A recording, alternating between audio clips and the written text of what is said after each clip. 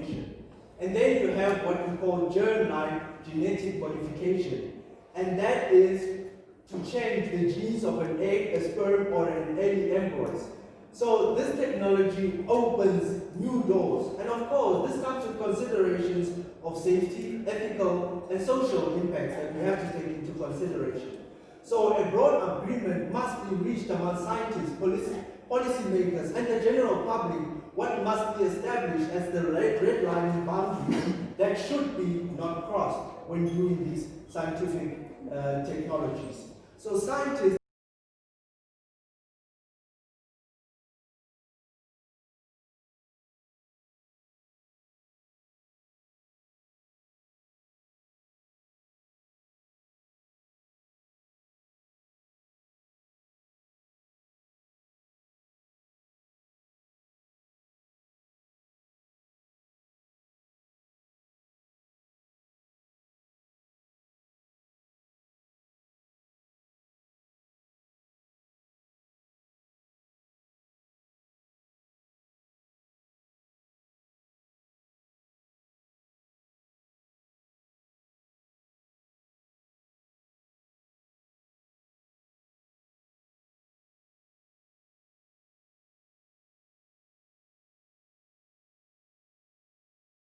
and perform and create this better world.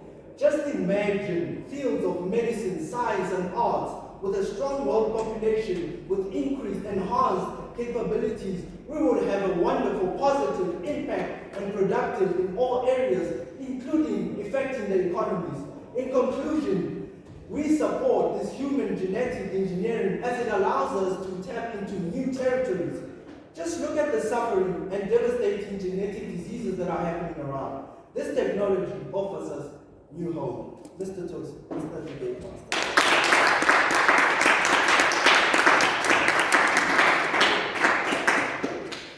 Thank you, Henry. Now speaking against the argument, the first speaker from Viral Communicators, Thomas. Viral Communicators?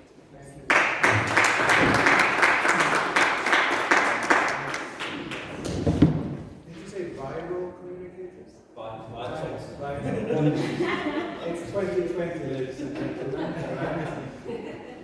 Thank you so much, friends, visitors, esteemed judges, and colleagues.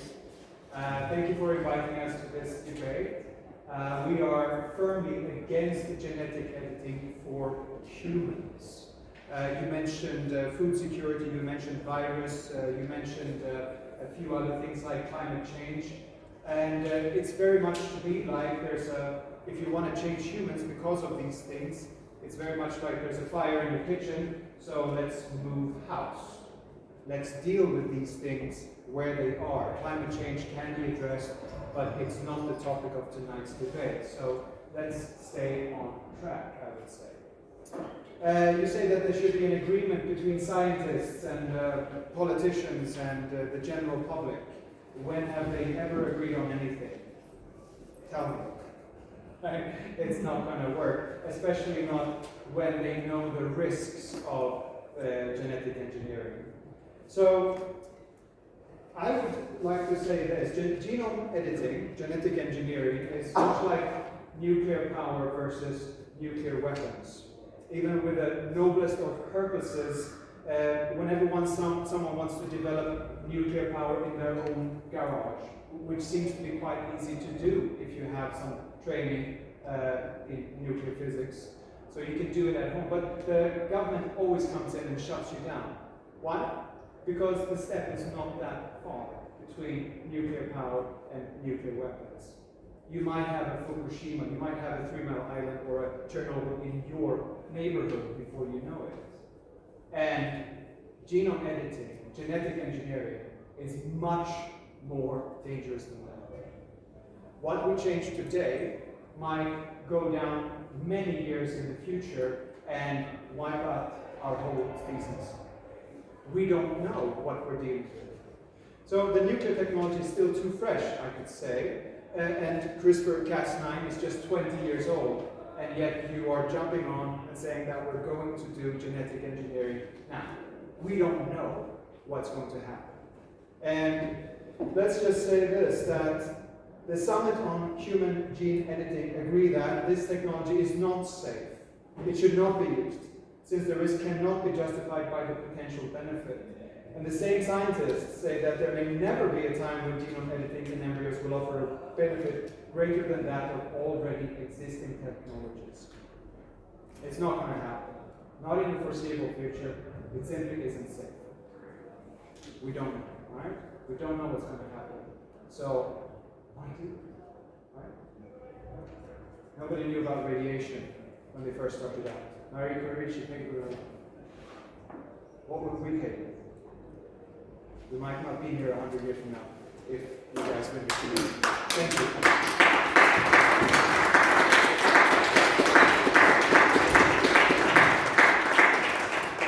Thank you for that, Abdul Thomas. Ladies and gentlemen, the second speaker from Pretoria 2000, Bernice van Motte.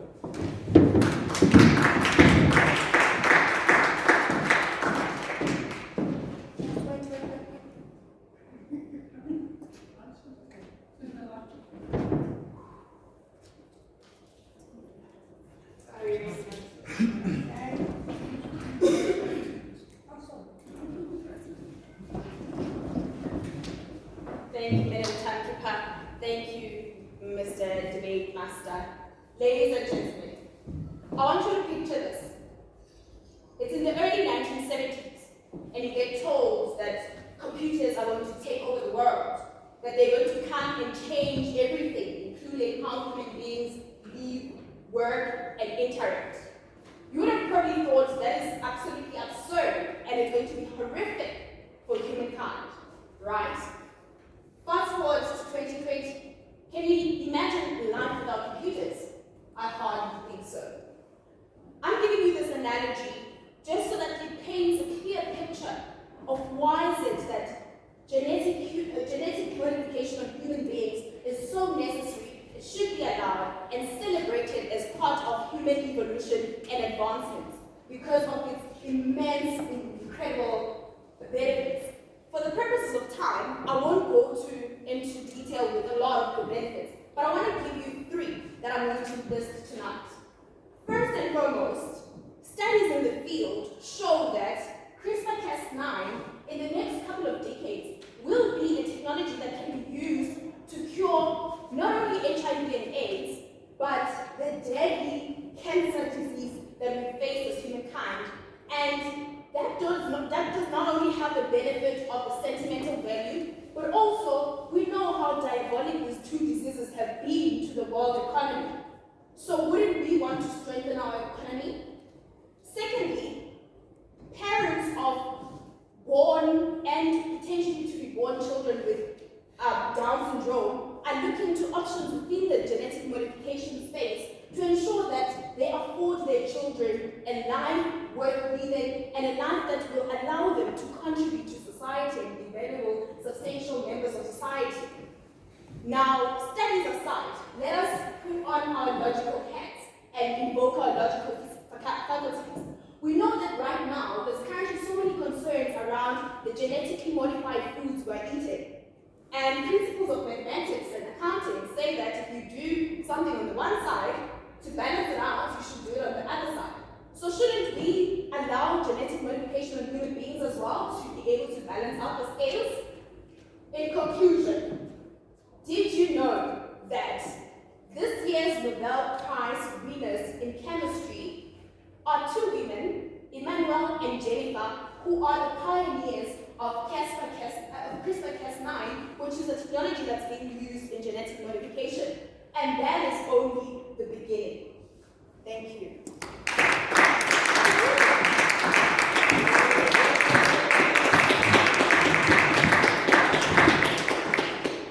Thank you, Bernice. Now for the second speaker, speaking against that, I introduce to you Nicholas.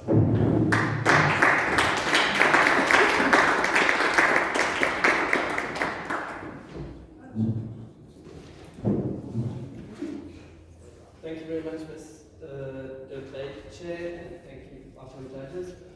what I first wanted to say is that this debate is not about CRISPR, it is about genome editing, it is about genetic engineering, should it be allowed in humans. There are other editing devices that people use, and there's Spark incorporated. But let me go and say that we are defining the definition tonight, we're changing, and we are saying that allowing genetic engineering on humans now or in the near future is detrimental, more detrimental than beneficial, as as Thomas has said. So what I want to say to you is that I'm going to take it from germline to somatic, where germline is basically what people would call designer babies. They're not designer babies. We're calling them Franken babies. You know why? Because they get mutated. You get cancer, problematics into the environment, and you get viruses, organ developments, there's like miscarriages, and what they do is they inject the gene into the actual sperm. The sperm causes the egg to disintegrate. And then you get these mosaic effects on children where they get deformities, and they are not able to grow up well.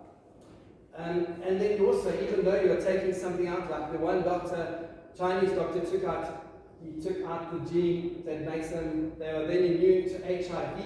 He took it out, but he forgot that by taking that out, he's causing another edit in the actual cell. So by doing that, they call it an off-target effect. And that then poses serious health problems to the actual egg. His name is Gangbo, PhD. But anyway, let me move on. I don't have much time. Even the WHO, the World Health Organization, they said the 26th of July, they said it would be irresponsible for anyone at this time to proceed with clinical application of human germline genome editing. That's a lot of G's. Without an agreed international standard regulated practice. We have come how far? It's been 10 years. Nothing has happened. No one can agree. So then, I would like to take you on to the aging in the population, the somatic editing. You want to make people not age. They want to solve world hunger and population growth and whatnot. If people are living till 150, you're not going to do that. There is no way. Because then people just keep on aging. Then you've got to care for them. You've got to support them. There is no way that you can do that. So, let me just get right to the point here. From Jennifer Dowdner. This is a quote. She says, while applications in plants, planets, flora and fauna are exciting, it's the impact of gene editing on our own species that offers both the greatest promise and arguably the greatest peril for the future of humanity. Weighing the dangers inherent in technology, the CRISPR against responsibility to use its power for the benefit of humanity and our planet will be a test like no other. With our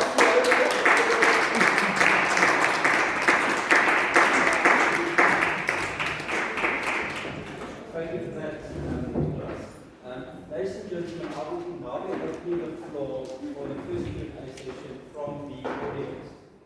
We're first going to start with a question aimed towards Pretoria 2000 speaking for this debate topic. Is there any takers? Anybody wants to ask a question? Anybody? We've got one there. That's what your name is? My name's Lynette. I heard the argument about the IT technology, but I would like to say that the development of IT and computers and so on is so far removed from the possible editing and manipulation of human genetics as to be inconceivable to be able to compare them. And as Nicholas has said, if for some reason you do manage to allow people to grow that much older, how do you propose to house and feed them?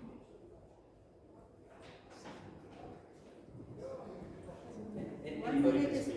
Almost over. It's only 1 minute. Anybody can speak. Well, I think to answer your question, giving the comparison was showing you a baseline of how things work. Not exactly that we are comparing IT and genetic engineering. We can't compare the two. But for us to understand what we're talking about, we need to make comparison with something that already works. I think that's the best way to answer. Thanks for that, Miracle. Any questions aimed towards about against the topic?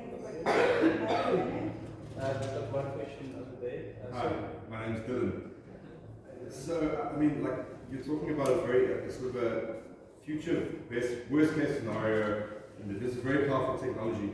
But I mean, it does also, for instance, allow you to cure things like Huntington's chorea and genetic diseases that basically like are super debilitating and are dominant and have been dominant in our genetics for a very long time.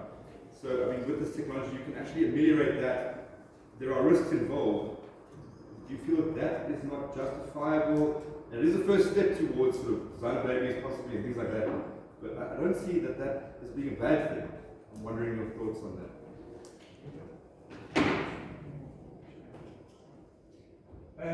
The thing about any new technology is, let me bring you back to the nuclear weapons versus nuclear power. You say that, is it worth it? And you say that we can allow human genome editing, and best case scenario and worst case scenario cannot always be balanced if the worst case scenario means that we wipe out our own species. So you're saying that, okay, we'll cure a few, but we won't be here in 100 years. The problem is that you say, okay, we're going to allow this, and we think that informed consent exists because people will say yes, everyone will say yes to this new technology. But I don't think that informed consent actually exists here because we don't know what's going to happen a few generations down the line. Right now, we're struggling with the pandemic. What happened? The virus mutated a little bit.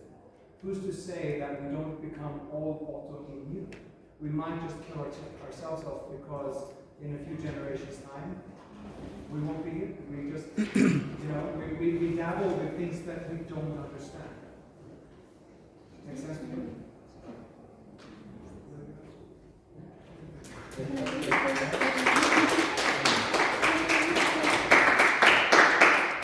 And one last question from the audience. Point of order, Mr. Debate Chair. Just to clarify the time situation, how does that actually work? So actually, from my understanding from the rules, it's actually 1 minute since whoever starts asking the question. Yeah. From that, it's 1 minute for asking the question. Asking the question and answering the question. So that interaction was 1 minute? No, when you started, I gave 1 minute, and they went over the 1 minute. And when they started, I gave them 1 minute, and they went over the 1 minute. It wasn't 1 minute for all of them. What about the lights? Yes. That's it. The lights didn't go on. Sorry, I think now in the last rounds, the lights didn't bring on. I think that's just. No, I didn't. I gave you your time to go over because I think it's important. No, we did go a little bit because the question was also. Mr. Chairman, may I suggest rather that following the question, that you give 1 minute, and that you also apply a strict, if the speaker dwells or the question asked continues for an unacceptably long time, you cut the question short. But the speaker, I did. Okay, so none of the key people that asked questions really exceeded any limits. Okay, so I think from now on, with regards to time on both teams and timekeeper, let them ask the question, and then when they start one minute and give the team in 1 minute to answer that question. So apologies for that. Okay, back to the debate, the Q&A session. Anybody has got a question aimed towards Pretoria 2000?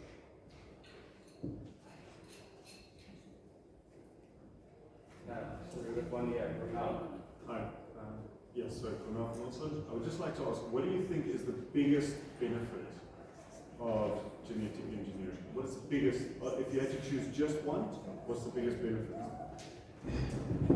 Thank you, Cornell. Thank you for that question. I think the biggest benefit is the diseases that are currently we are experiencing. Currently now we have COVID-19. If some disease which is more powerful than COVID-19, it's going to wipe us all out. So do we wait till that disease wipe us out? Or do we come up with something that we can modify, that we can able to extract those diseases? Thank you.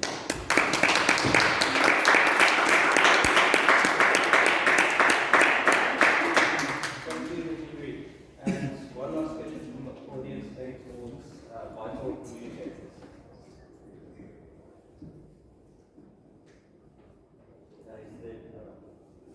Okay. Hi, Steve. So sort of just to go off the opposite of that. So you've got an opportunity to save millions, untold millions of lives if you're to apply the genetic engineering that's suggested or whatnot. But so at the end of the day, why would you not want to save the millions and millions of lives?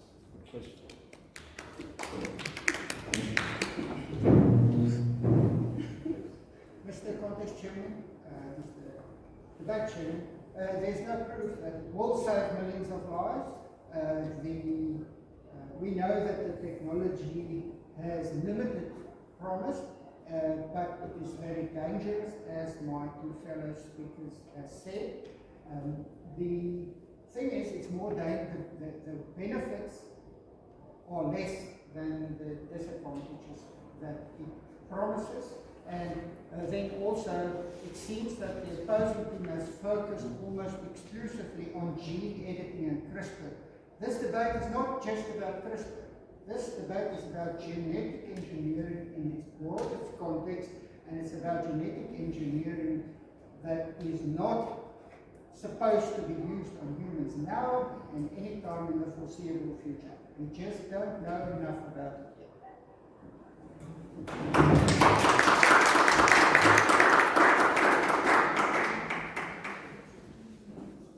Now for the second Q&A session, it's between the contestants of each club. I think I'm going to start with a question from Bart aimed towards 20,000. I will provide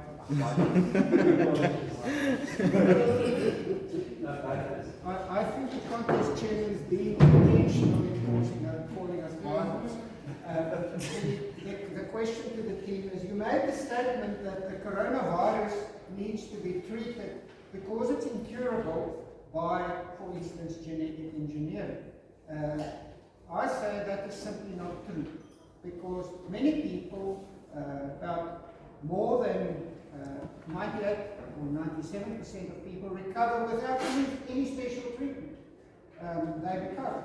And I'm told more people actually recover without ever knowing that they were sick. So why do we need genetic engineering then as an argument to actually use CRISPR or something to cure those?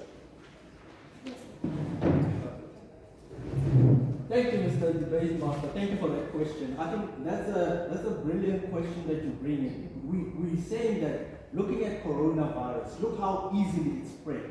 It just went from, yes, of course, you say that you get cured, but remember, it's similar like TB. You actually, your lung function actually decreases. So you're not fully functional, the same person that you were as you were originally. Yes, you are cured, but you still lose your lung function. Coming to that, so what we're saying is that looking at this disease, how quickly it spread, if something drastic more worse than corona came, then it will just wipe us all out. Then that's it. Thank you.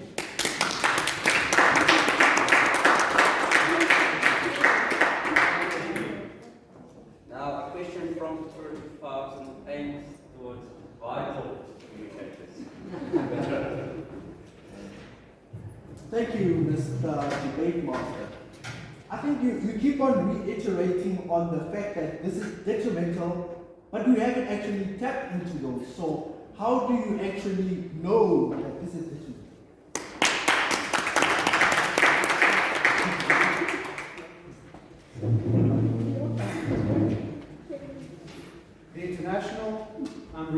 myself, please. I listen to scientists, and the scientists on the International Summit of Human Gene Editing, who I assume know their business, they agree that this technology is not safe, it should not be used, and since the risk cannot be justified by the potential benefit. We are not scientists, some of us are perhaps in this room, but we're not scientists on this. So if we are debating this, we have to listen to the scientists. Don't you think? Thank you.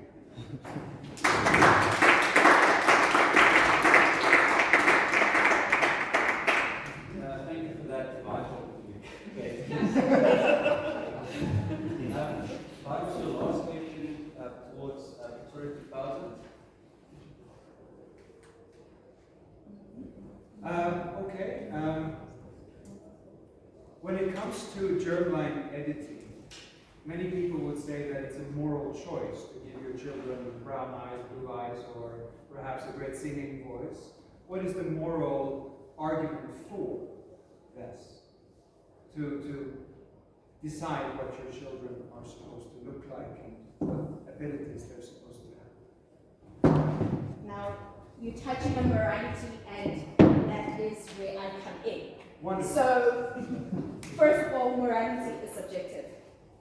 What is morality and what the society sits on is a framework of subjective different theories that the society then thrives on. What I consider immoral may be moral to you. Right now in South Africa, we recently had a satanic church being introduced in Cape Town, and most people would have argued that it's immoral and it promotes immoral values. But they believe in those and they work for them. So what is immoral to us may not be necessarily moral to them.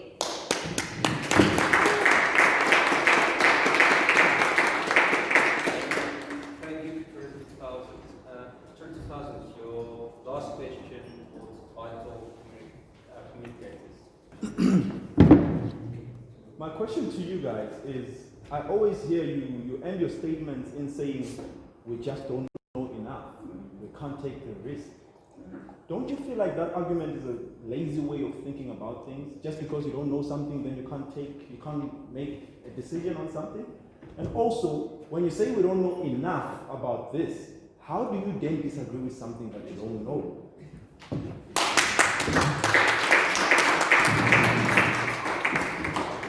Mr. Contest Chairman, Mr. Debate Chairman, ladies and gentlemen, and our opposing team. Keep in mind that the gene pool as we currently have it came about by millions of years of selection to make the gene pool capable of survival. We are going, and in a short time of less than 20 years, in fact, not less than 20 years, CRISPR was discovered in about 2012, we think that we are wiser than the way in which nature has selected the gene pool currently. We are going to edit it, getting desirable features or curing people against diseases that we consider as helping them, but in the process we are affecting the whole human gene pool, could be affecting the whole human gene pool in a way that we cannot predict. And in the process end up with the gene pool being much weaker than nature has made it thus far.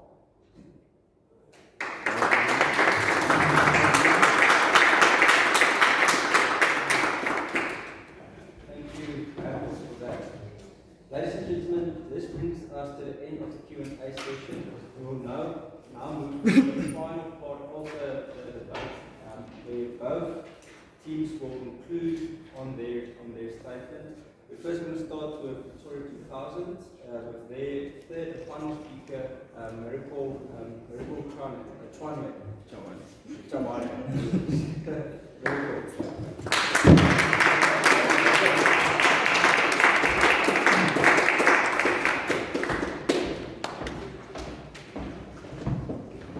How long must it be? 3 minutes.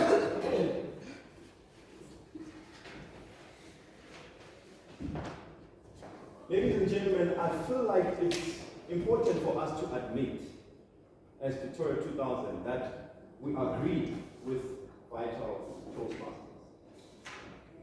We agree with their arguments based on the idea that we want the human population to go extinct or to live in suffering until we get back.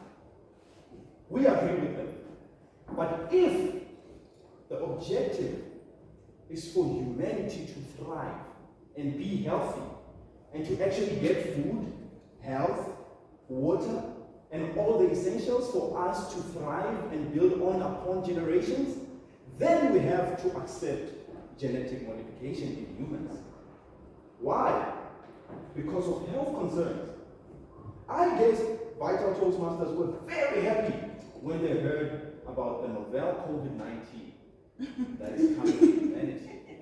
They were extremely excited when we went into lockdown because now people went into poverty. People are dying in unemployment today because our immune systems are not strong enough, as my fellow colleagues have already mentioned. So this genetic engineering that we are for is to prevent us from dying from diseases such as COVID-19, dying from diseases such as HIV, cancer. But if the argument is that we want people to die of those diseases, then we are with you. Second point, the issue of agreement. I don't know if you didn't listen properly to Henry. He did mention that scientists, ethicists, and policymakers and the public have already agreed that germline editing is a red line that should not be crossed. Because it is a dangerous situation to cross.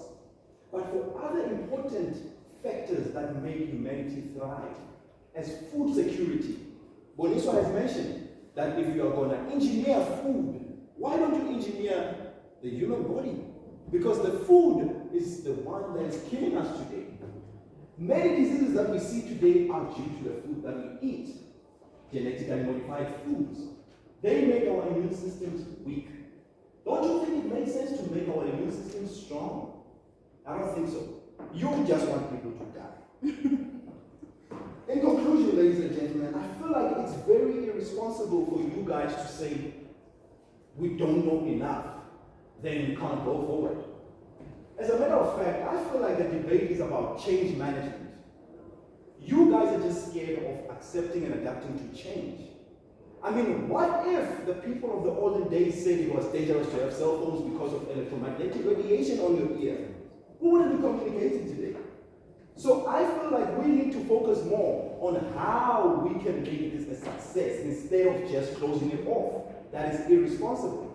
Every day we take risks. You come in here.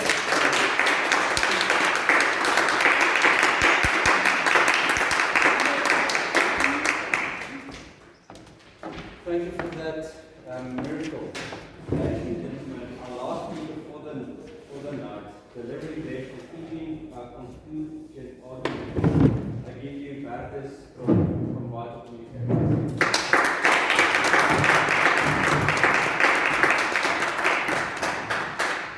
Mr. Debate Chairman, ladies and gentlemen, and the opposing team. Our team says allowing genetic engineering on humans now should, or in the near future, or in the foreseeable future, should not be allowed. Not because it is disadvantageous, more so than it is advantageous to the human gene pool. Our opposing team is saying that we can do genetic modifications for the benefits to a few, regardless of the fact that we can actually make the whole human population go extinct because of the changes we are introducing into the gene pool. I think that the layout of this room is very safe if this was the team that had the say, because they are the ones that want to introduce genetic changes to your DNA. If it was the COVID-19 requirements doesn't require us to go anywhere quite as far as this. So if it was our team who says genetic engineering is not good, we don't want to change your genes, regulate your body, we can just as well have stood a bit closer. My two fellow speakers has shown that genetic engineering is more dangerous than nuclear weapons, and that if we want to have designer babies, then we are actually becoming Franken parents and we have Franken babies. Is that really what you want to impose on your offspring and your grand offspring? Is that really what you want to do? And then further, our opposing team referred to COVID as something which our immune systems are not good enough for. Our immune systems are good enough for that because of the number of people that recovers from it. And people actually doing so even without medical intervention. So it is a false claim to say that our immune systems are not able to recover. I stress also that this technology, or this debate rather, is not only about CRISPR and gene editing and so on. It is about genetic engineering in the broadest possible context that we can think about. Ladies and gentlemen, I rest my point. Genetic modifications to the human gene pool and so on, genetic engineering on humans is not desirable.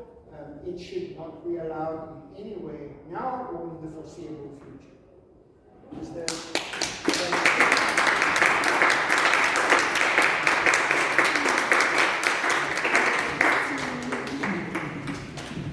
Thank you, Patrick. Ladies and gentlemen, that brings us to the end of the debate. Story 2000, vitals. Thanks, I did say vitals. Not I'm focusing on that. Thanks a lot for tonight, for your preparations and time that you guys. I think we had a discussion yesterday as part of our preparation, and we had two people which I believe is both from African Club because they were interested. They were invited by one of our members, but we didn't want to allow them in our private discussion. But I think they would be very much interested in seeing how the debate happened and so on. Would that be available to them, any recordings that we might have made? Very cool. I can make it available. I don't know. I'll upload it on my YouTube channel and then I'll send you the links. Oh, that's fine. That's fine. Just like Americans person. Very good. Okay.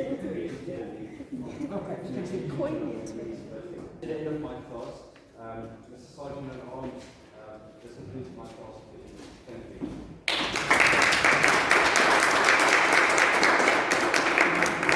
Ladies and gentlemen, big round of applause for our debate chair.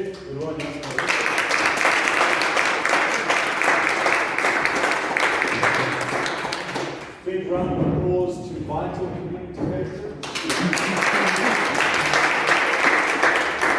And big round of applause Pretoria 2000.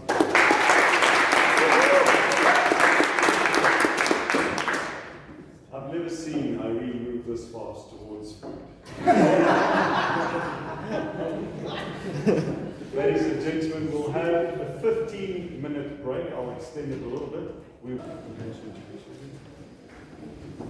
Because you're going to run the session. You enjoyed the snacks. I didn't even have to bang the gavel again. I just looked at you. Some of you are still eating and you are enjoying it. I'm sure. Remember to take off your mask when you take a bite. Without further ado, I would like to yield control to our president.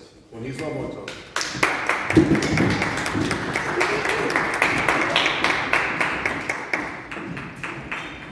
Thank you, Mr. Sergeant at Arms. I'm wearing many hats today, and I'm back to wearing my favorite hats, being the Pretoria 2000 president. Now, ladies and gentlemen, I hope that you enjoyed your light supper, and it is our pleasure to have been able to host you warmly and give you the light supper. Now, we are going to be going to the part where we receive results.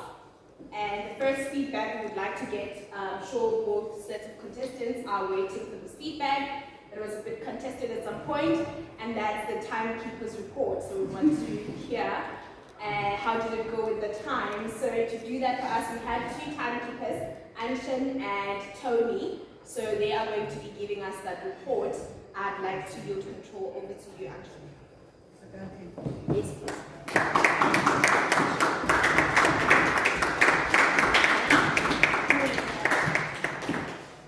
Good evening, ladies and gentlemen. Chair.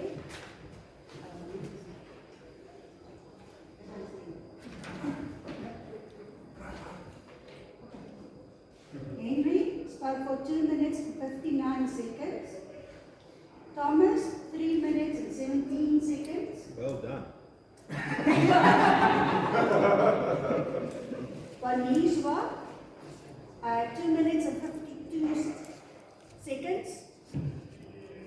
Nicholas, 3 minutes and 25 seconds. Wow. Okay, the questions that, remember the chairman asked vital question and then you had to answer. I did time it. Do you want it? No, you can move it. Do you want it? Okay. When it was Vital's turn to ask 2,000, Vital spoke for 1 minute. When it was Vital's turn for 2,000 of asked Bertus spoke for 45 seconds.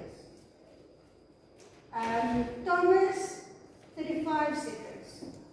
Vaniswa, 42 seconds. Bertus, 1 minute, and that was the, no, it's not the last one. Bertus, 1 minute and 6 seconds. And then it was the last speeches. Miracle, say, how do you Miracle. Miracle. 3 minutes and 12 seconds. It's a bit over. I think just made it. 2 minutes and 58 seconds.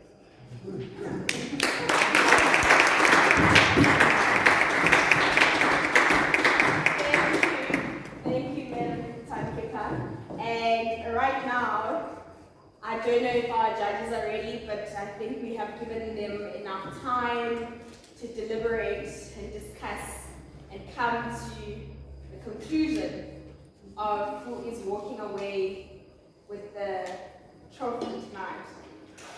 So, ladies and gentlemen, please help me welcome the feedback from the judges, and to do that for us is going to be the chief judge for tonight, and she's also our area director, Ms. Juliet Durande.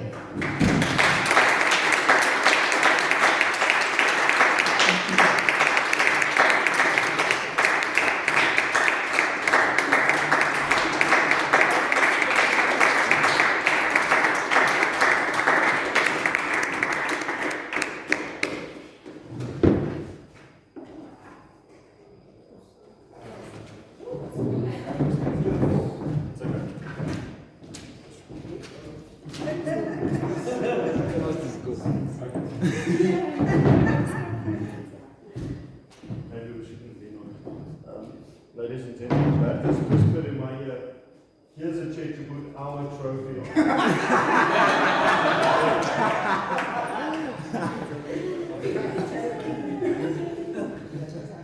Thank you very much for the great honor to be here this evening. I feel very proud. I was counting the clubs that I represented here, and I counted 4. So I think we deserve a big pump as Area 4.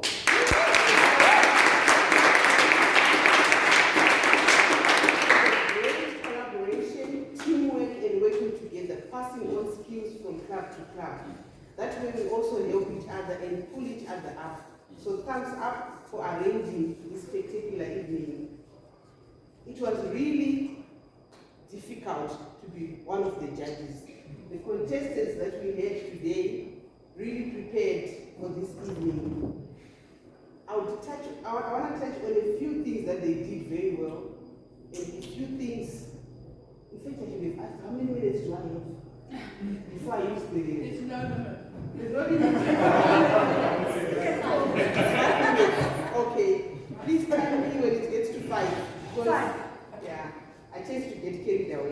What you did very well, contestants, some of you, was good introductions where you took us into the subject and showed us how we were going to proceed from the beginning up to the end. I will cite just a few examples. I'm not saying you are the winner, but I'm just saying your introduction was very good. You defined the whole topic that we were debating on, and that enlightened, I'm sure most of us that were here. Your introduction, ma'am, was also very powerful and strong. Your conclusion had a great punch just from the beginning when you were opening. Coming to this side, right? Your introductions were not very strong, but you did so well in the body, in the conclusion. So when you went into the topic, you really went in. I could see Nicholas wanted to jump and really go towards the audience. That was very good. You really had a great evening. Like I said in the beginning, it was difficult. And there had to be a winner. It's very close. Very, very close. But both teams did very well. I'll start with the second one.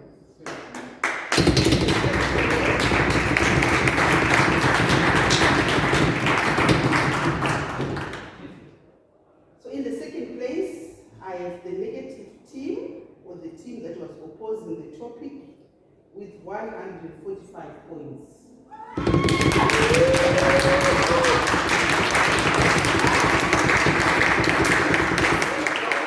Well done.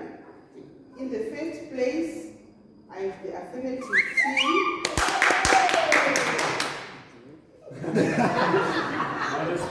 The affirmative team with 149 points.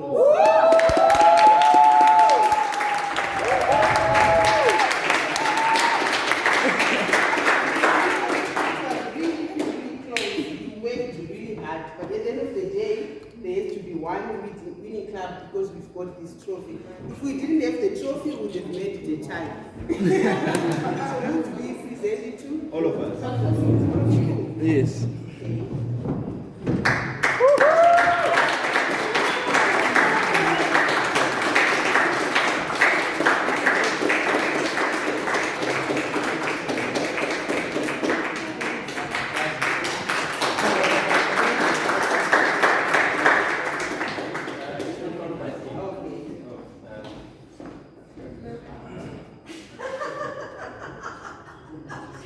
That's what a winning team looks like.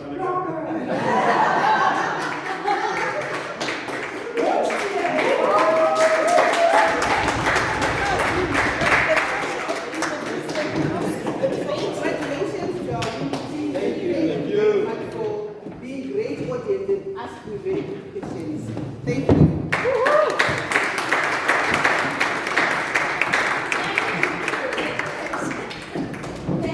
Thank you so much, Madam Area Director. We appreciate your presence and your help tonight. We know that you were quite pressed, but you were able to make it. And yes, I just received the news that Pretoria 2000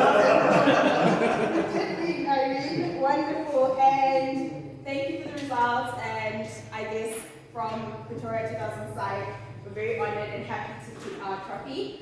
Next time, guys, on Communicators. But overall, thank you so much for coming through and playing with us in a fair game. Yes. I want to say that we object to the crispering of one letter from our club name.